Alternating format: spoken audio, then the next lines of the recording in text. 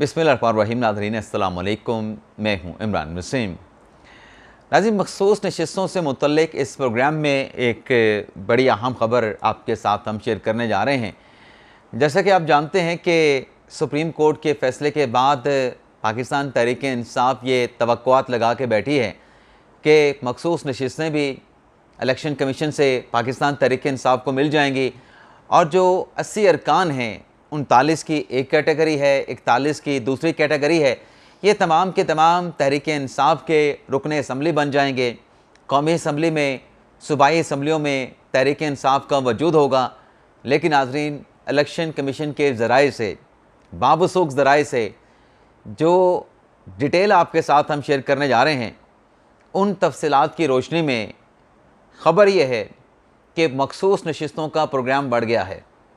तहरीक इंसाफ को ना मखसूस नशिस्तें मिलने जा रही हैं और ना ही तहरीक इंसाफ की जो पार्लिमानी हैसियत है वो कौमी और सूबाई असम्बलियों में बहाल होने जा रही है।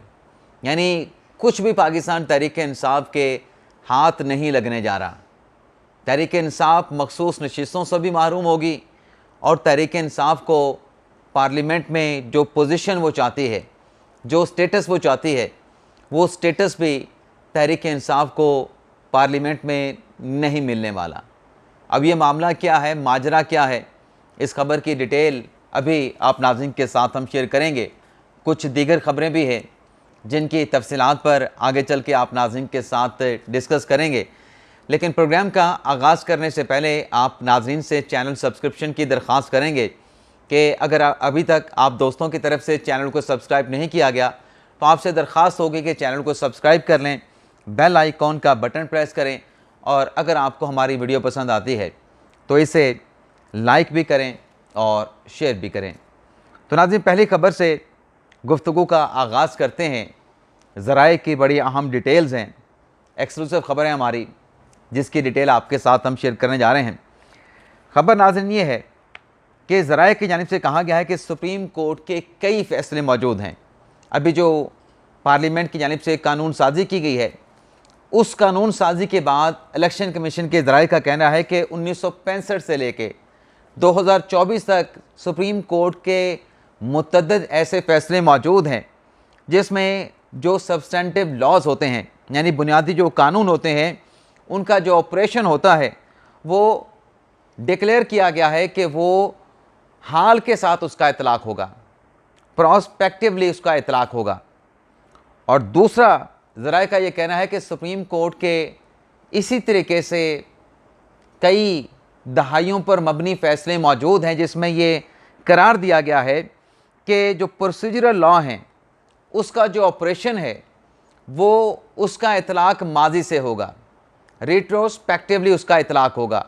यानी ये जो इलेक्शन तरमीमी एक्ट है, इसका इतलाक़ जैसे 2017 से किया गया, ये भी प्रोसीजरल कानून है। इसमें इलेक्शन कंडक्ट का तरीक़ाकार बताया गया है। अब इलेक्शन कमीशन के ज़राए का कहना है कि जहाँ पर नई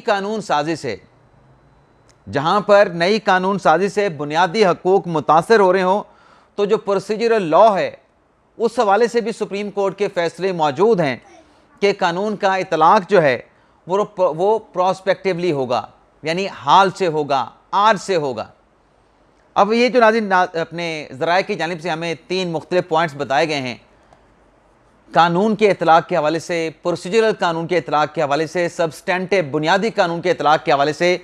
इसका नाज़रीन आसान अल्फाज में ख़ुलासा ये है कि सुप्रीम कोर्ट ने ये तय कर रखा है अपने फ़ैसलों में कि तरीक़ा क्या होगा जब कोई कानून होगा, बनेगा, तो उसका इतलाक़ कब और किन हालात में किया जाएगा, ये सब कुछ जो है वो सुप्रीम कोर्ट के फ़ैसलों में तय कर दिया गया है कि कानून का इतलाक़ कब और किन हालात में होगा, माजी से होगा या हाल से होगा, ये सब कुछ जो है अदालती फ़ैसलों में तय किया जा चुका है। अब नाज़रीन, ज़राए का ये कहना है कि जो सुप्रीम कोर्ट का मखसूस नशिस्तों के हवाले से जो फ़ैसला है, मैं कोशिश करूँगा, लगता है कि अभी भी मैंने कोशिश तो की है लेकिन शायद आपको समझा नहीं पाया। अब जो सुप्रीम कोर्ट का फ़ैसला है मखसूस नशिस्तों का, उस पर कुछ हद तक इलेक्शन कमीशन ने अमल दरामद कर दिया है। बाकी जो 41 अरकान है उसकी हद तक एक CMA क्लैरिफिकेशन की दायर कर दी गई है सुप्रीम कोर्ट ऑफ पाकिस्तान में।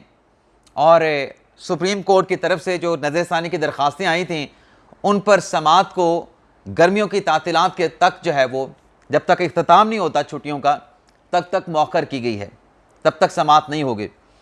अब नाज़रीन, इलेक्शन कमीशन के बावसूख ज़रा ये बताते हैं कि इन हालात में जब नज़रसानी और जो मुतफरक दरख्वास्त है इलेक्शन कमीशन की उन पर जल्द समात का कोई इम्कान नज़र नहीं आ रहा और पार्लियामेंट की जानिब से एक नया कानून बना दिया गया है, तो इन हालात में मौजूदा कानून की रोशनी में चंद सवालात हैं और उन सवालों के जवाब भी ज़राए ने बताए हैं और फिर उन सवालों और जवाबात की रोशनी में इलेक्शन कमीशन क्या कर सकता है या क्या करने जा रहा है वो ज़राए ने हमें बता दिया है।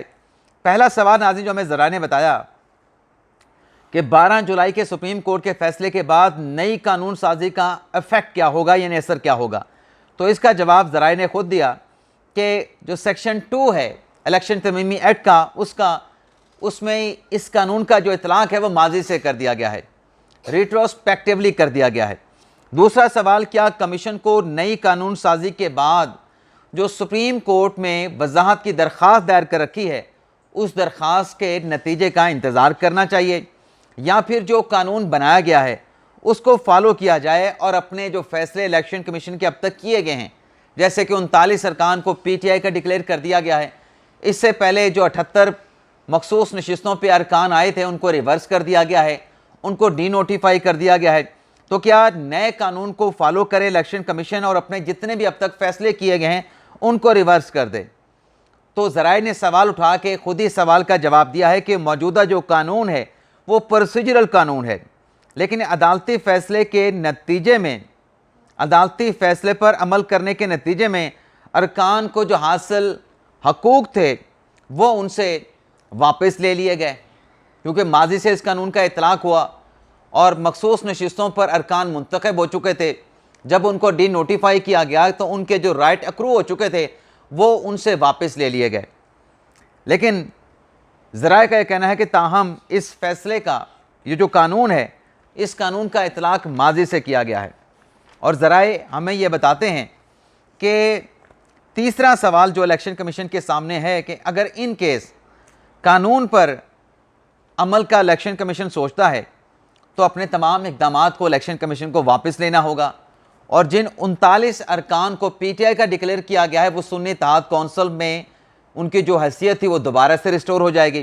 तो तीसरा सवाल ये बताया गया कि क्या अरकान को जो डी नोटिफाई किया गया इलेक्शन कमीशन को उन्हें बहाल कर देना चाहिए। तो बावसूख ज़राए ने जवाब दिया कि वंस अगर इलेक्शन कमीशन ये फैसला करता है कि उसने नए कानून की रोशनी में अपने अब तक के किया गया इक़दामात को वापस करना है तो जिन 78 मुंतखब मखसूस नशिस्तों पे आए अरकान को डी नोटिफाई किया गया उनके तमाम नोटिफिकेशंस जिस पर वो इलेक्ट हुए थे उनको रिस्टोर करेगा इलेक्शन कमीशन। सुप्रीम कोर्ट ने तो डी नोटिफाई कर दिया था, इलेक्शन कमीशन इस कानून के बाद उनको डी नोटिफाई उसको करना चाहिए। अब ये तो नाज़रीन सवाल जवाब थे जो हमारे ज़राए के साथ चलते रहे। अब ज़राए ने जो इस कानून के बाद वजाहत की है कि हालात किस तरफ जा सकते हैं, इलेक्शन कमीशन के पास ऑप्शन क्या है, इलेक्शन कमीशन कर क्या सकता है। तो नाज़रीन ज़राए ये बताते हैं इलेक्शन कमीशन के इंतहाई बावसूख ज़राए कि कानून बड़ा वाज़ेह है और जब तक ये कानून मौजूद है, किसी अदालती फ़ोरम से ये कानून कलअदम करार नहीं पाता, इस कानून का एहतराम करना इलेक्शन कमीशन पे फ़र्ज़ है, क्योंकि इलेक्शन कमीशन एक आइनी इदारा है और इलेक्शन कमीशन के चीफ इलेक्शन कमिश्नर और अरकान ने आइन और कानून को ओबे करने का, उस पर अमल करने का हलफ ले रखा है। तो ज़रा ये बताते हैं कि PLD 2010 सुप्रीम कोर्ट 828 में वाज़े कर दिया गया है कि जो कानून मौजूद है उस पर अमल दरामद होना चाहिए, उसका रिगार्ड होना चाहिए, उसकी रिस्पेक्ट होनी चाहिए। अब नाज़रीन ज़रा ये बताते हैं कि चूँकि इस वक्त सुप्रीम कोर्ट और इलेक्शन कमीशन एक दूसरे के आमने सामने हैं तो इलेक्शन कमीशन डायरेक्टली इस मामले में जंप इन नहीं करेगा। यानी खुद से नहीं आएगा इस मामले में किसी किस्म की मदाखलत करने के लिए। लेकिन अगर कोई मुतासरा फरीक की दरख्वास्त आ जाती है, यानी जैसे वो 38 अरकान को डी नोटिफाई कर दिया गया, उनमें से किसी की दरख्वास्त आ जाती है, तो इस सूरत में इलेक्शन कमीशन उस दरख्वास्त के ऊपर समात के मुतलका फरीकैन को नोटिस जारी करेगा। नोटिस जारी करके उनको बुलाया जाएगा, इलेक्शन कमीशन में अदालत लगेगी, तमाम फरीकैन को सुना जाएगा और सुनने के बाद इस केस का जो है वो फैसला कर दिया जाएगा। लेकिन अगर कोई नहीं आता और कुछ वक्त गुजर जाता है, तो इस सूरत में इलेक्शन कमीशन ये करेगा कि मौजूदा कानून को देखते हुए इलेक्शन कमीशन तमाम मुतलका फरीकैन को नोटिस जारी करेगा। नोटिस जारी करने के बाद उनको सुना जाएगा और सुनने के बाद फिर इस मामले को रिजॉल्व कर दिया जाएगा, इस मामले का फैसला कर दिया जाएगा। तो ये नाज़रीन इलेक्शन कमीशन बताते हैं। आखिरी जो चीज़ है मैं दोबारा आपको बता देता हूँ। If someone does not show up and the commission decide to resolve the issue, it should decide the matter through a speaking and a well reason order. ये हमें हमारे ज़राए ने लिख के भेजा गया था, लेकिन उन्होंने कहा कि आफ्टर हेयरिंग ऑल कंसर्न, तमाम मुतलका फरीकैन को सुनने के बाद इलेक्शन कमीशन जो है इस मामले को डिसाइड करेगा। अब तहरीक इंसाफ ने तवक्कुआत लगा रखी हैं कि हम मखसूस नशिस्तें लेके रहेंगे। हम तहरीक इंसाफ बन चुके हैं, पार्लियामेंट में आ चुके हैं। सुन्नी इत्तेहाद कौंसिल की दुकान सुप्रीम कोर्ट ने अपने फैसले से बंद कर दी है। तहरीक इंसाफ की दुकान के शटल जो है वो सुप्रीम कोर्ट ने खोल दिए हैं, तो लिहाजा में मखसूस नशिस्तें मिलनी चाहिए। तो अब जो कानून बन चुका है, इलेक्शन तरमीमी एक्ट में जो तरमीम हो चुकी है, उसकी रोशनी में जो इलेक्शन कमीशन के ज़राए बता रहे हैं, जो इलेक्शन कमीशन के ज़राए दावा कर रहे हैं, दावे का लफ्ज़ हम दोबारा इस्तेमाल कर रहे हैं, तो उससे तो बज़ाहिर लगता है कि तहरीक इंसाफ को ना तो मखसूस नशिस्तें मिलेंगी, ना ही, क्योंकि जब पहले वालों के नोटिफिकेशन वापस हो जाने हैं, बहाल होने जाने हैं, तो PTI को क्या मिलेगा? और जो लोग PTI के डिक्लेयर किए गए हैं वो वापस दोबारा सुन्नी इत्तेहाद कौंसिल में उनकी कानूनी हैसियत बहाल हो जाएगी, तो तहरीक इंसाफ के हाथ क्या आएगा? कुछ भी नहीं नाज़रीन। मुझे तो बज़ाहिर यही सूरत हाल बनती नज़र आ रही है। इलेक्शन कमीशन के ज़राए के दावे के मुताबिक ना मखसूस नशिस्तें, ना तहरीक इंसाफ का स्टेटस पार्लियामेंट में बहाल होगा। इसके अलावा नाज़रीन जो अगली खबर आपके साथ हम शेयर करने जा रहे हैं वो नाज़रीन खबर ये है कि गवर्नर सिंध की तब्दीली की खबरें चल रही हैं। जो मुख्तलिफ चैनल से रिपोर्ट किया गया कि पीपल्स पार्टी और नून लीग में गवर्नर सिंध की तब्दीली के ऊपर मामला तय पा गए हैं और नून लीग ये चाहती है कि जो बशीर मेमन साहब हैं उन्हें सिंध का नया गवर्नर लगाया जाए और कामरान टसूरी साहब को हटाया जाए। तो पीपल्स पार्टी ने कुछ तहफ़्फ़ुज़ात का इजहार किया है बशीर मेमन के नाम पे। ये तो नाज़रीन खबरें रिपोर्ट हुई हैं, लेकिन जो वज़ीर इत्तलात हैं हुकूमत के अतात तारर साहब, उनकी जानिब से कहा गया है कि उनके पास ऐसी किसी इन्फॉर्मेशन का नॉलेज नहीं है। वो ला इलम है कि गवर्नर तब्दीली के हवाले से, गवर्नर सिंध की तब्दीली के हवाले से किसी जगह पे कोई बातचीत चल रही है। और यही मौक़िफ़ नाज़रीन जो वज़ीर इत्तलात अतात तारर साहब का है, MQM का भी है। MQM के सीनियर रहनुमा मकबूल सदीकी साहब का यह कहना है कि वज़ीर आज़म अगर ऐसा कोई फ़ैसला करने जा रहे हैं गवर्नर सिंध की तब्दीली का, तो ये फ़ैसला करने से पहले हमें MQM को एतमाद मिलेंगे। हमारी उनके साथ बड़ी अच्छी रिलेशनशिप है। खालिद मकबूल सदीकी कहते हैं कि आज भी मेरी, यानी गुज़िश्ता रोज़ भी मेरी शहबाज शरीफ के साथ मुलाकात हुई, उन्होंने ऐसी किसी तब्दीली का जिक्र नहीं किया। तो मकबूल सदीकी साहब तो बड़े मतलब उनको यकीन है कि गवर्नर सिंध जो है वो तब्दील नहीं होने जा रहा। लेकिन मीडिया पे बरहा ऐसी खबरें चल रही हैं कि गवर्नर सिंध को जो है तब्दील किए जाने का इम्कान है और नून लीग बशीर मेमन को नया गवर्नर सिंध लगाना चाहती है। इसके अलावा नाजरीन बुशरा बीबी साहिबा को ओहदे से हटा दिया गया, लेकिन ज़रूरत नहीं कि जहाँ बुशरा बीबी साहिबा का नाम आए वो इमरान खान साहब की अहलिया ही होंगी। हज़ारों सैकड़ों बुशरा बीबी के नाम जो है वो पाकिस्तान में मौजूद हैं, बुशरा बीबी के नाम की ख़वातीन पाकिस्तान में मौजूद हैं। तो ये जो बुशरा बीबी साहिबा हैं ये दरअसल सेक्रेटरी लाहौर बोर्ड हैं, लेकिन अब इन्हें ओहदे से हटा दिया गया है, सेक्रेटरी लाहौर बोर्ड के ओहदे से। और इनको हटाने के बाद जो डिप्टी सेक्रेटरी एजुकेशन हैं उन्हें इन मनसब पे, डिप्टी सेक्रेटरी एजुकेशन को इस मनसब पे सेक्रेटरी लाहौर बोर्ड के ओहदे पर जो है वो तैनात कर दिया गया है, चार्ज दे दिया गया है। तो ये भी नाज़रीन एक डेवलपमेंट हुई है।